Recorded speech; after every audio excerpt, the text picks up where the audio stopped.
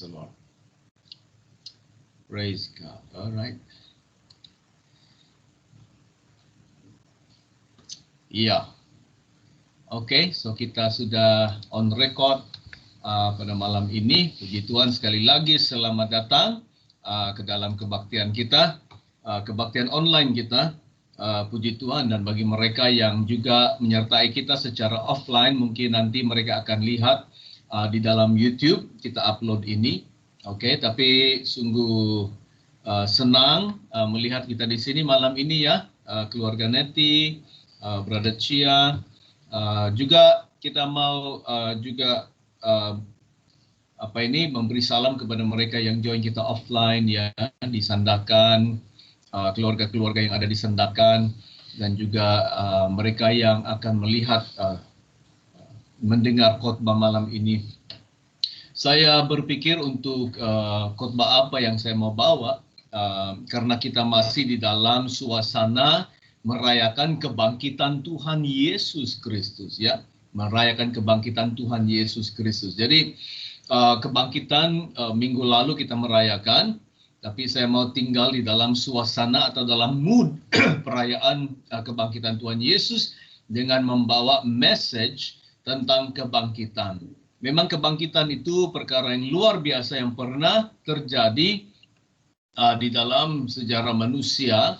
Yesus telah disalibkan, dia telah mati, mangkat dan dikebumikan, dan hari ketiga dia telah bangkit. Message kebangkitan itu kenapa penting? Kenapa penting kita merayakan kebangkitan? Sebenarnya perayaan kebangkitan itu lebih penting sebenarnya, dan sebenarnya kita harus merayakannya lebih daripada merayakan Christmas. Tentang kebangkitan Tuhan Yesus Kristus. Tapi banyak orang merayakan Christmas ya, lagi meriah dan gairah bagi mereka merayakan Christmas. Tapi sebenarnya kebangkitan itu, karena kebangkitan itu seperti dia meterai segala sesuatu yang Tuhan telah rencanakan untuk menebus manusia dan juga menyelamatkan manusia daripada dosa dan juga kebinasaannya karena dosa. Itulah message kebangkitan Tuhan Yesus Kristus. Dan sebenarnya kebangkitan Tuhan Yesus itu adalah suatu asas ataupun dasar bagi orang Kristen, suatu dasar yang sangat penting sekali bagi orang Kristen. Karena kalau tidak ada kebangkitan Tuhan Yesus Kristus, semuanya adalah sia-sia bagi kita untuk percaya Tuhan dan untuk mengikuti Tuhan Yesus Kristus. Malam ini kita baca dalam 1 Korintus 15 dari ayat 12 sehingga ayat 20. Jadi kalau ada Alkitab, kita pergi ke buku 1 Korintus dari ayat 12 sehingga ayat 20.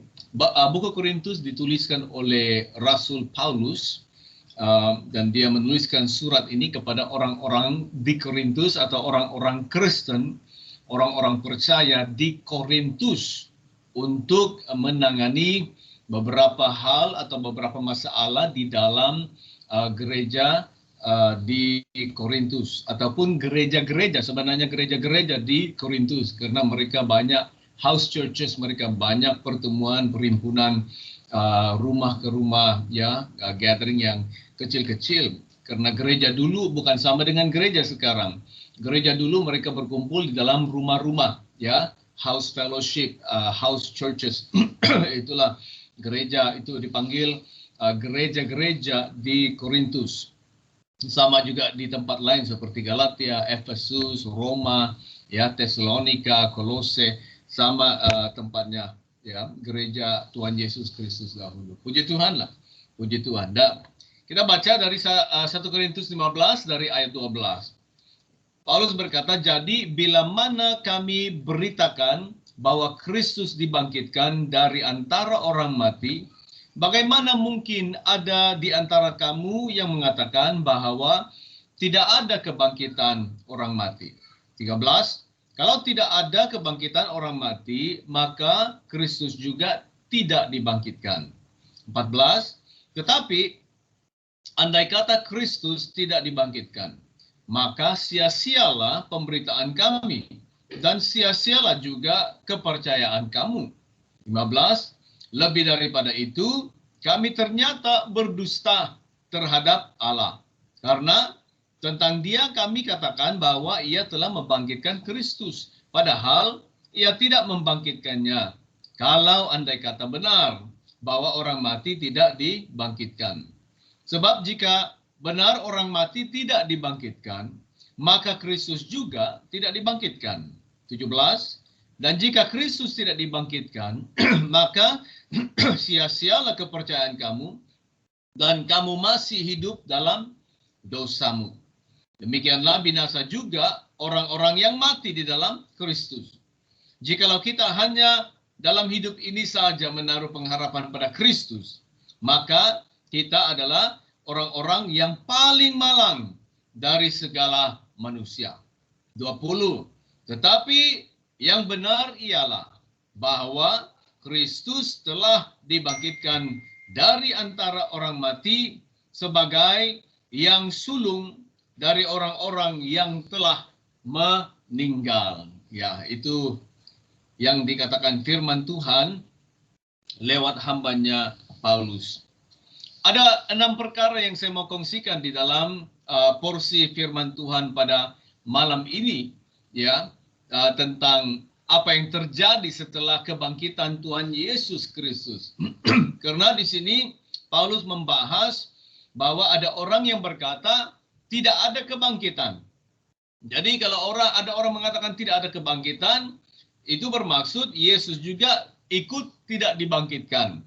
Tapi dalam halnya ini tidak benar, karena Paulus dan juga rasul-rasul Kristus lain, mereka menjadi saksi-saksi yang telah melihat dan telah mengalami secara pribadi kebangkitan Tuhan Yesus Kristus. Dan itulah sebenarnya mereka begitu mentaati mandat Tuhan untuk memberitakan firman Tuhan bahwa Tuhan Yesus Kristus telah bangkit dari antara orang mati. Jadi saya mau kongsikan 6 perkara ini. Yang pertama di ayat 14.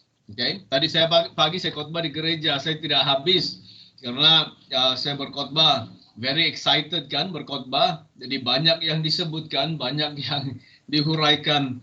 Jadi tidak sempat habis. Jadi minggu depan saya akan sambung bahasa Inggris.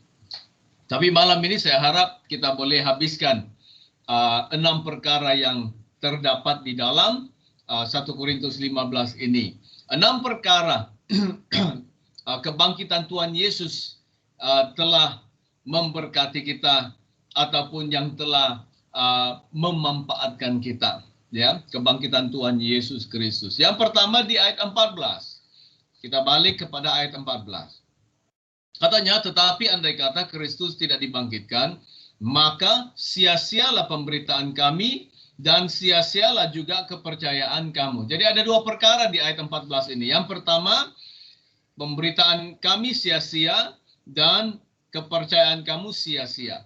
Jadi berkat ini ya di dalam 1 Korintus 15 ayat 12 hingga 20, berkat-berkat ini disampaikan ataupun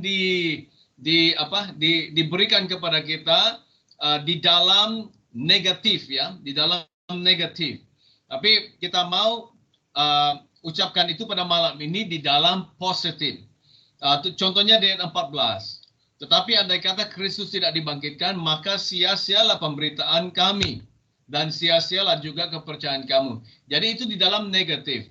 Tapi di dalam positif kita mengatakan karena Yesus dibangkitkan, maka pemberitaan kami tidak sia-sia dan kepercayaan kamu tidak sia-sia. Ya, tidak sia-sia. Jadi yang pertama, karena Yesus dibangkitkan, pemberitaan kita ataupun perkongsian firman kita, preaching kita itu tidak sia-sia.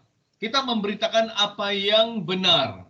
Kita memberitakan sesuatu fakta, sesuatu kebenaran yang telah terjadi. Dan itu adalah suatu fakta yang telah terjadi, benar-benar terjadi. Ya, kebangkitan Yesus itu adalah sesuatu yang benar-benar terjadi. Ada buktinya karena kuburnya Yesus kosong. Kayu salib Yesus kosong. Dan bukan itu saja, tetapi ada saksi-saksi para murid Yesus, Rasul Yesus, orang Kristen yang pertama. Mereka bersaksi bahwa mereka telah melihat Yesus dibangkitkan, dan juga mereka telah melihat bahwa Yesus yang telah dibangkitkan itu menampakkan diri kepada mereka dan berjalan bersama dengan mereka. Jadi apa yang kita beritakan itu adalah kebenaran, suatu fakta, suatu hal yang benar-benar terjadi. Kebangkitan itu kita beritakan dia benar. Kenapa? Karena firman Tuhan bersaksi. Kita melihat banyak atau membaca banyak nubuatan-nubuatan dari perjanjian lama, sehingga ya selesainya perjanjian lama itu banyak nubuatan firman Tuhan digenapi di dalam kehidupan Tuhan Yesus Kristus. Firman Tuhan atau scripture berulang kali menubuatkan tentang Yesus, ya, dia punya kesengsaraan, kehidupannya, kelahirannya, kesengsaraannya, pemberitaannya, pelayanannya, semuanya dinubuatkan. Kematiannya, dia akan disalibkan, dia akan dikuburkan selama 3 hari, selepas itu dia akan bangkit, dan kebangkitannya, ya, dia menggenapi setiap nubuatan firman Tuhan. Jadi firman Tuhan bersaksi. Kenapa benar? Karena para nabi juga bersaksi. Kenapa benar pemberitaan kita? Karena penggenapan nubuatan-nubuatan. Kenapa benar kesaksian kita atau pemberitaan kita? Karena mereka yang datang ke kubur Yesus selepas dia disalibkan, ya, mereka datang ke kubur Yesus awal pagi, Matius 28, Lukas 24, perempuan-perempuan atau wanita-wanita yang datang ke kubur Yesus melihat kubur Yesus sudah terbuka dan Yesus tidak ada lagi di sana. Kenapa benar pemberitaan kita? Karena saksi Petrus dan Yohanes juga pergi ke kubur Yesus dan mereka melihat Yesus sudah tidak ada di kuburnya. Kenapa benar pemberitaan kita? Karena kesaksian para rasul di ruangan atas sewaktu Yesus datang kepada mereka. Kenapa benar pemberitaan kita? Karena saksi-saksi yang melihat Yesus terangkat dan naik ke surga dalam Kisah Rasul pasal 1. Kenapa benar pemberitaan kita? Karena ada 500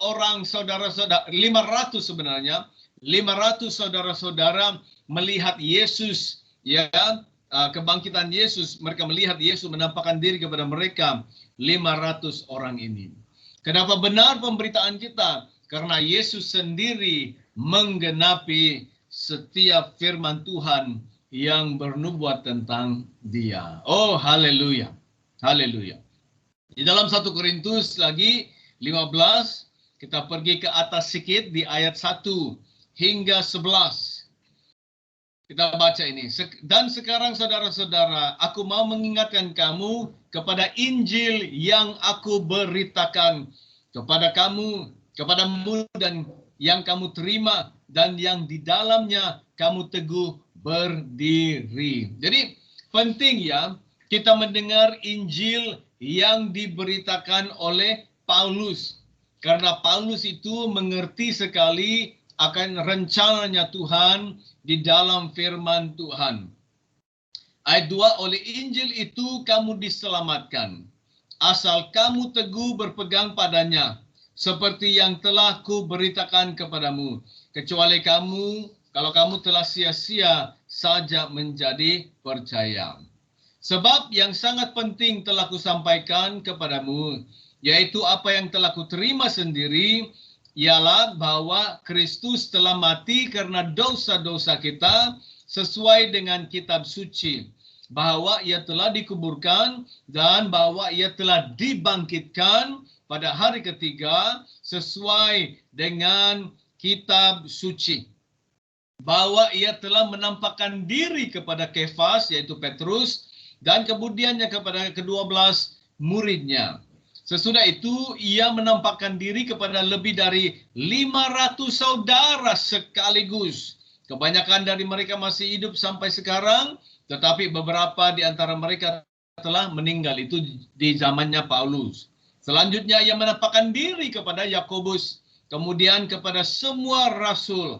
Dan yang paling akhir dari semuanya, ia menampakkan diri juga kepadaku, sama seperti kepada anak yang lahir sebelum waktunya.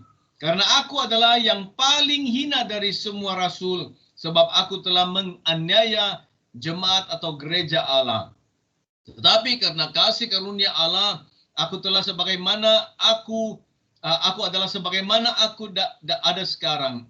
Dan kasih karunia yang dianugerahkannya kepadaku tidak sia-sia. Sebaliknya, aku telah bekerja lebih keras daripada mereka semua. Tetapi bukannya aku, melainkan kasih karunia Allah yang menyertai aku. Sebab itu, baik aku maupun mereka demikian kami mengajar, dan demikianlah kamu menjadi percaya. Jadi itu kesaksian firman Tuhan. Segala sesuatu yang terjadi adalah menurut kitab suci, menurut firman Tuhan.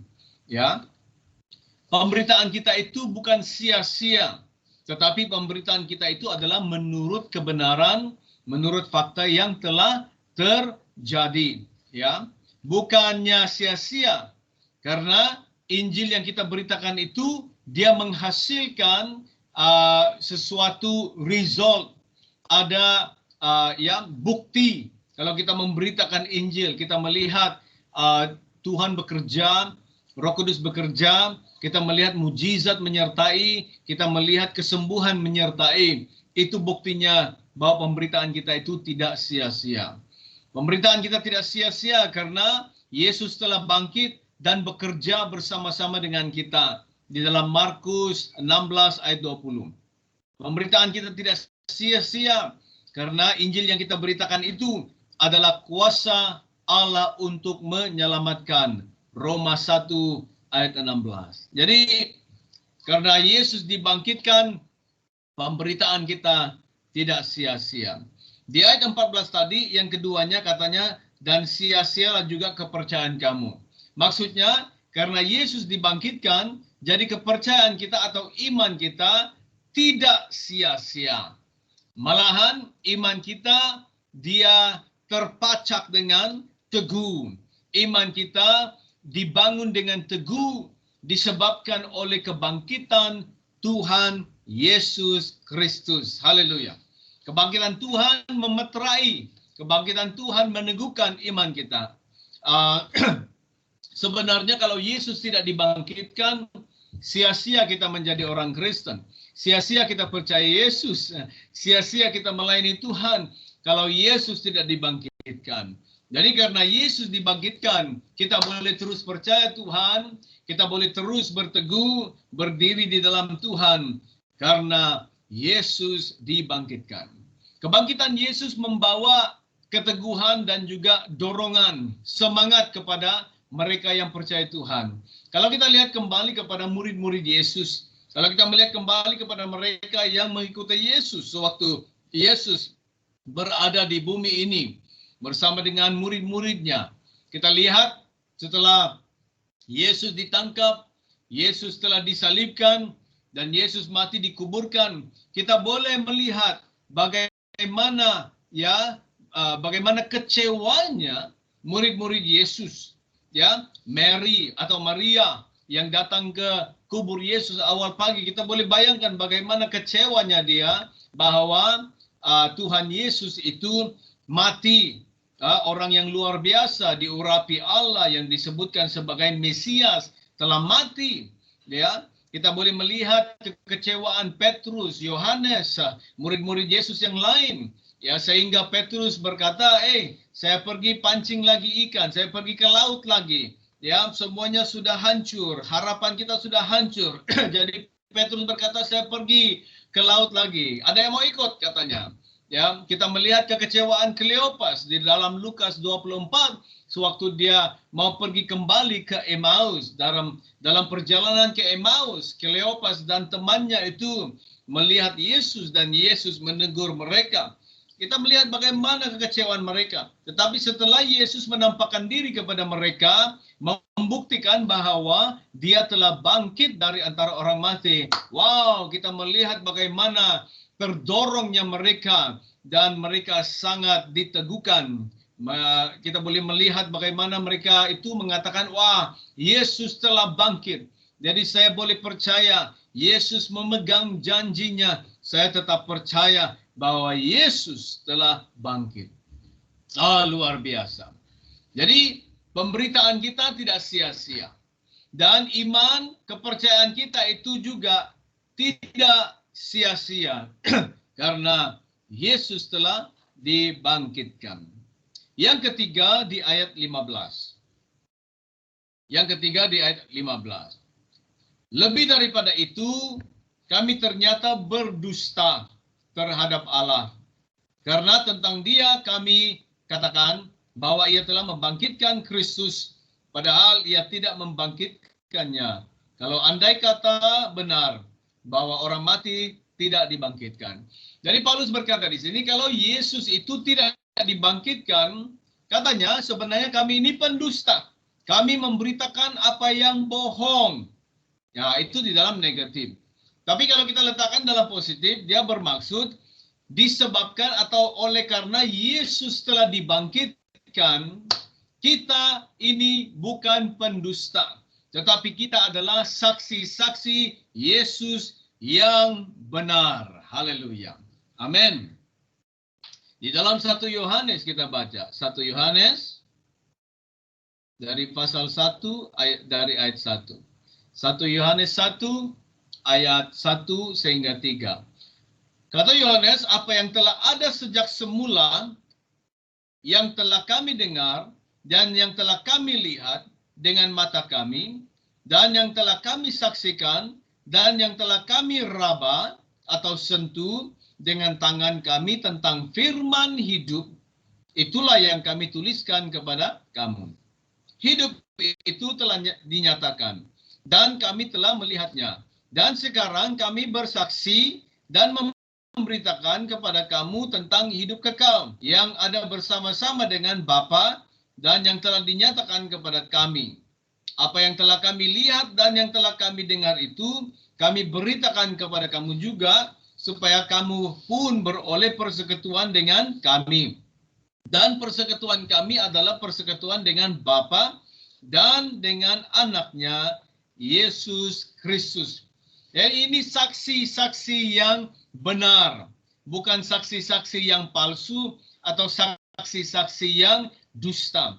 Apa yang kita dengar dari firman Tuhan itu adalah benar, karena seperti Rasul seperti Yohanes ini memberitakan kepada kita apa yang mereka telah saksikan, apa yang telah mereka dengar, apa yang telah mereka sentuh. Yesus, firman yang hidup itu, telah hidup bersama-sama dengan mereka sehingga dia telah mati dan dia telah dibangkitkan. Luar biasa kan kalau kita pikir, kita ini dari generasi orang-orang yang telah melihat Yesus, kita ini daripada generasi yang orang-orang yang pernah mendengar Yesus, yang pernah hidup berjalan bersama dengan Yesus, seperti Yohanes, Rasul Paulus, seperti rasul-rasul yang lain yang pernah hidup dengan Tuhan. Jadi apa yang mereka dengar, apa yang mereka saksikan, apa yang mereka sentuh itu, mereka sampaikan kepada kita.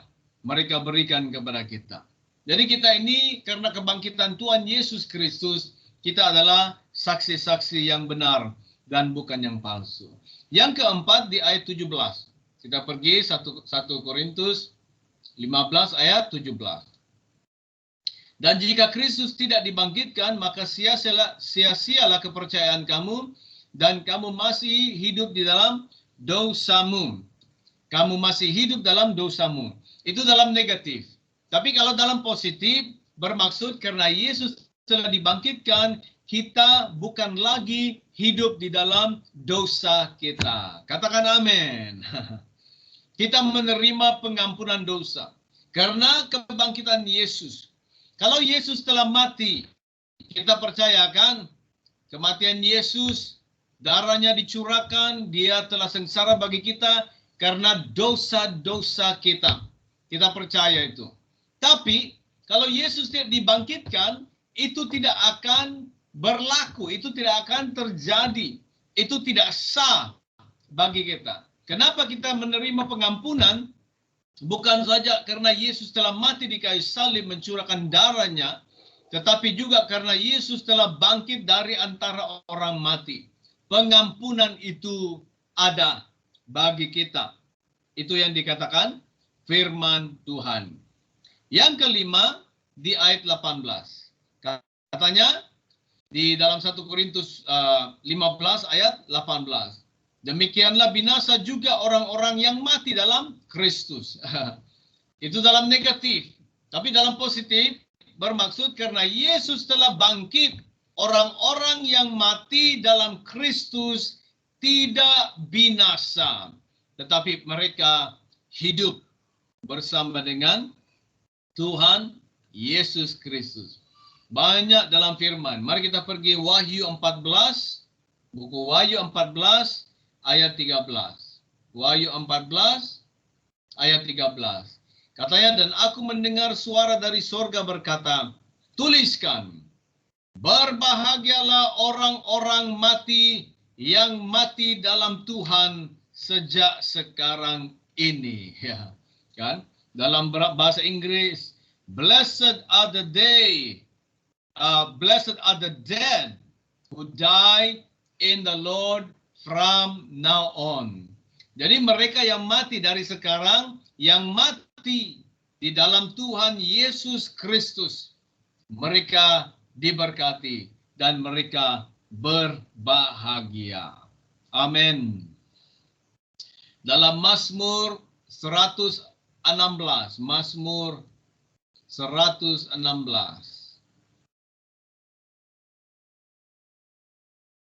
Ayat 15. Katanya, berharga di mata Tuhan kematian semua orang yang dikasihinya. Ya, berbahagia di mata Tuhan kematian semua orang yang dikasihinya. Jadi orang yang mati dalam Kristus, karena Yesus dibangkitkan, kita akan hidup bersama dengan Tuhan Yesus Kristus. Dan yang keenam, kita kembali ke 1 Korintus tadi, 15, di ayat 19. Katanya, jikalau kita hanya dalam hidup ini saja menaruh pengharapan pada Kristus, maka kita adalah orang-orang yang paling malang dari segala manusia. Itu dalam negatif. Tapi dalam positif, karena Yesus telah dibangkitkan, kita ini bukan orang yang paling malang. Amin. Tetapi orang yang paling diberkati. Orang yang paling diberkati. Ya. Orang iri hati dengan kita. Orang juga mereka ya suka melihat kita karena kita memiliki suatu pengharapan yang benar di dalam Tuhan. Saya mau kita lihat dalam Kisah Rasul 5. Acts chapter 5 verse 13. I always forget to mention that in English. Very sorry. I try to remember when I give the scripture in Bahasa, I will give also in English. Acts chapter 5:13, Kisah Rasul 5:13. Katanya orang-orang lain tidak ada yang berani menggabungkan diri kepada mereka. Ini dengan orang-orang Kristen yang awal ataupun para rasul di Kisah Rasul, gereja awal. Namun, mereka sangat dihormati orang banyak. Mereka sangat dihormati orang banyak. Dalam bahasa Inggris katanya, and the rest, there's no man join himself to them, but the people magnify them. So dalam bahasa Inggris, perkataan sangat dihormati dalam bahasa Inggris itu people magnify them. Jadi saya lihat dalam bahasa Yunani apa maksudnya itu dihormati atau magnified. Magnified. Di bahasa Yunani bermaksud megaluno. Megaluno atau magnified atau dihormati. Jadi orang-orang Kristen di gereja awal itu mereka sangat dihormati ataupun people magnify them atau orang-orang megaluno mereka. Megaluno dalam bahasa Yunani bermaksud mereka dipandang tinggi atau mereka dipuji-puji, mereka dirayakan, ya. Ya, mereka mendapat kemuliaan dan pujian. Maksudnya orang itu suka mereka atau admire mereka, ya. Mereka disukai oleh banyak orang. Jadi orang Kristen, karena Yesus bangkit dari antara orang mati, kita bukan orang yang paling malang di dalam dunia. Tetapi kita adalah orang-orang yang paling dihormati, orang-orang yang sangat dihormati, orang yang dirayakan, orang yang dipandang tinggi, ya, dirayakan, dipuji-puji. Itu maksudnya di dalam Kisah Rasul 5 ayat 13 ini. Alright. Jadi ini 6 perkara kita lihat di dalam 1 Korintus 15 dari ayat 12 sehingga ayat 20. Dia tersembunyi di dalam ayat-ayat yang diletakkan di dalam negatif. Tapi kalau kita letakkan dalam positif, kita akan melihat 6 perkara ini yang dikatakan Paulus kepada kita, yang dibawa oleh kebangkitan Tuhan Yesus setelah dia bangkit dari antara orang mati. Ini yang terjadi kepada kehidupan kita yang percaya Tuhan Yesus Kristus. Haleluya. Amin. Jadi saya mau malam ini kamu didorong firman Tuhan. Janganlah kita menjadi orang-orang seperti orang-orang yang tidak ada harapan. Tapi kita adalah orang-orang yang memiliki harapan masa depan di dalam Tuhan. Orang-orang yang diberkati karena kebangkitan Tuhan Yesus Kristus. Jangan kita hidup seperti orang yang kalah. Ya, jangan kita hidup seperti orang yang sudah hancur dan tidak memiliki apa-apa. Berkat Tuhan itu ada dalam kehidupan kita. Kuasanya itu menyertai kita. Urapan Tuhan itu dia memenuhi kita, melengkapi kita supaya kita boleh hidup di dalam Tuhan dan menggenapi, melakukan segala apa yang Tuhan mau terjadi di dalam kehidupan kita. Amin. Amin. Haleluya. Haleluya. Kita berdoa untuk firman Tuhan malam ini. Terima kasih Bapa di sorga, firman-Mu Tuhan tentang kebangkitan Tuhan Yesus Kristus. Terima kasih karena kebaikan-Mu. Terima kasih karena Yesus telah bangkit dari antara orang mati. Kami puji nama-Mu Tuhan. Kami berdoa malam ini, kuasa kebangkitan Tuhan Yesus Kristus bekerja dalam kehidupan kami, bekerja di dalam keluarga kami, bekerja di dalam aktivitas kami sehari-hari Tuhan, membawa kemenangan, membawa penerobosan, membawa berkat dan kemakmuran di dalam kehidupan kami. Terima kasih Tuhan, firman-Mu malam ini menguatkan kami, mendorong kami, menyembuhkan kami. Terpuji nama-Mu, berkati kami semua, anak-anak-Mu Tuhan. Terpuji nama Tuhan. Di dalam nama Yesus kami berdoa. Amin dan amin. Puji Tuhan. Haleluya.